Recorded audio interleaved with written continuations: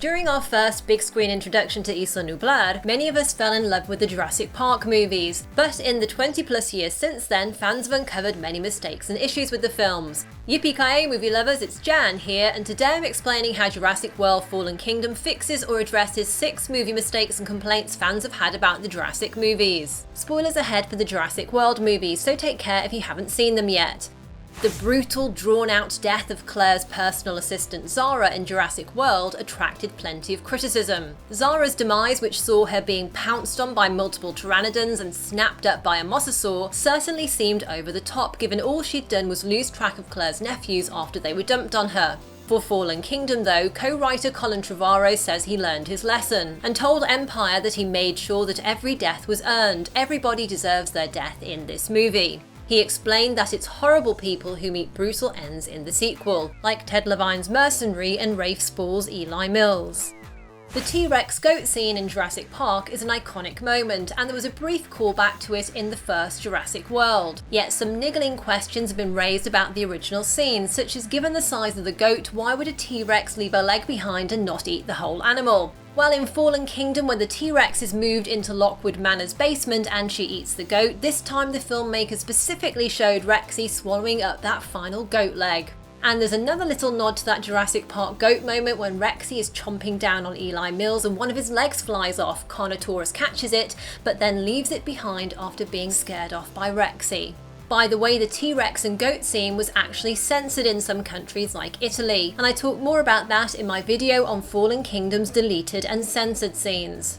Something that irked many fans in Jurassic World was how Claire managed to spend the whole movie running around the island in stilettos. Of course, watching a dinosaur movie means we have to suspend our disbelief, but seeing a T-Rex outrun by Claire, who was wearing high heels that never snapped, just seemed a little too silly and unnecessary. Bryce Dallas Howard defended her stilettos, saying they reflected how her character was more at home in a corporate environment and was disconnected from the animals in the park. Fallen Kingdom director Jay Bayona acknowledged Jurassic World's heel gate, with his first shot of Claire in Jurassic World 2 focusing on her heels in the office elevator, just like the first movie. However, once Claire gets back on the island, she ditches her heels for some sturdy boots, a much more practical choice for the sequel's action scenes.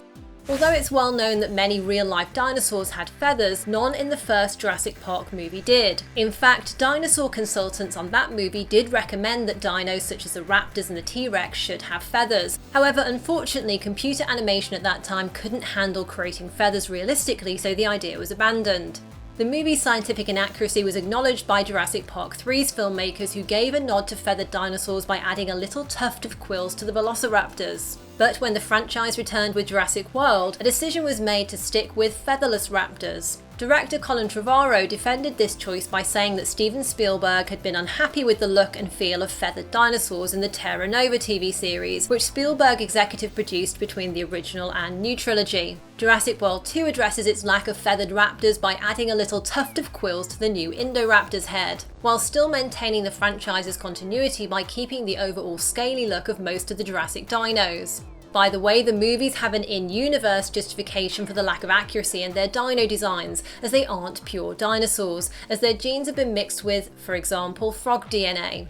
And Wu explained in Jurassic World that Masrani wasn't interested in realistic-looking dinos, just scarier ones. If their genetic code was pure, many of them would look quite different, but you didn't ask for reality, you asked for more teeth.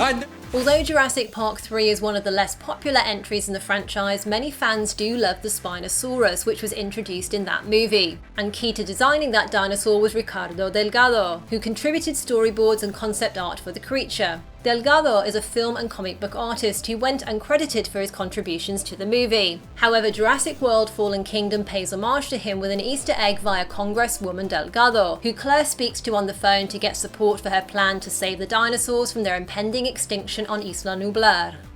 One big complaint that fans had about Jurassic World was that there were too many CG dinosaurs and not enough of the old school animatronic dinos they loved from the original movie. We did get an animatronic Apatosaurus scene in Jurassic World, but Colin Trevorrow explained that budget limitations meant they were only able to write one scene for an animatronic dino. But after the financial success of that movie, the sequel had a much larger budget, and it hired Star Wars practical effects legend Neil Scanlon to create new animatronic dinos for the film. Trevorrow, who co-wrote the script, made sure to include close-up scenes with Blue, T-Rex and the Indoraptor. The scene with the injured Blue, where Owen, Zia, Franklin and Claire all interact with the raptor, is very realistic, and the use of animatronics gave an opportunity for the actors to have a real physical and emotional connection to the dino. More than 10 people were under the table operating Blue during that scene, and the creature was even able to sweat and drool. The Indoraptor's close-up scenes also used puppeteers to get more realistic and scarier shots. VFX was then also added on top to enhance certain movements difficult to replicate with puppetry, such as the blink of an eye or a snarl. Now let me know what plot holes or mistakes you spotted in Fallen Kingdom, and what did you most enjoy about the movie? By the way, I've got a new giveaway for the first Purge out now. You can win this cool 4K TV, Blu-ray player and Purge Trilogy box set. Click the Gleam link in the video description to enter. If you liked this video, a thumbs up is really appreciated. Tap left for the top 10 Fallen Kingdom deleted scenes, or tap right for my ending explained and Jurassic World 3 video. Thanks for watching and see you next time. Yippee-ki-yay, movie lovers!